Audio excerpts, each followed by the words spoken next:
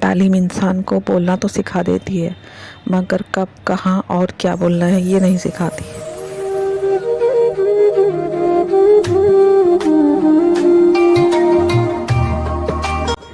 Phone scroll کرتے وقت پتہ ہی نہیں چلتا، گھنٹوں ضائع ہو جاتے ہیں. جتنا آپ اسکرین سے دور رہیں گے اتنا آپ کا فوکس اسٹرانگ رہے گا، آپ زیادہ کام جلدی کر پائیں گے.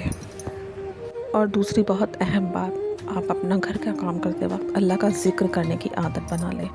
جیسے استغفار، تسبیح یا کوئی دعا پڑھتے رہیں. اس سے آپ کے کام میں برکت ہوگی، آپ کے وقت میں برکت ہوگی، آپ کا دل سکون سے بھرا رہتا ہے اور آپ کو ثواب بھی ملتا رہتا ہے. اگر دل اللہ کی یاد سے بے خبر ہو جائے تو بے چینی بڑھنے لگ جاتی ہے. منٹوں کا کام گھنٹوں میں بھی کمپلیٹ نہیں ہوتا. کھانا پکاتے وقت ذکر کرنے سے اسٹریس کم ہوتا ہے، مائنڈ ریلیکس ہوتا ہے اور اس کھانا کھانے والے کو آپس میں محبت پیدا ہوتی ہے.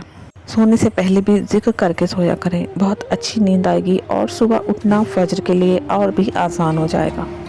اگر آپ اول وقت پہ اپنی نماز کو ادا کریں گے تو آپ کا اتنا وقت بچے گا کہ آپ خود حیران رہ جائیں گے. جتنا ہو سکے باوضو رہنے کی کوشش کیا کریں. یہ چھوٹی چھوٹی باتیں ہیں جو آپ کے گھروں میں عمل میں لائی جائیں گی تو آپ کا گھر برکتوں سے بھر جائے گا. اللہ کا ذکر کرنے میں ہمیں کچھ بھی الگ نہیں کرنا پڑتا، صرف اپنی زبان سے ذکر کرنا ہوتا ہے اور اس کے فائدے بے شمار ہیں. آج سے ہی اس پہ عمل کرنا شروع کر دیجیے اور اب اپنی لائف میں چینج دیکھ کر حیران رہ جائیں گے.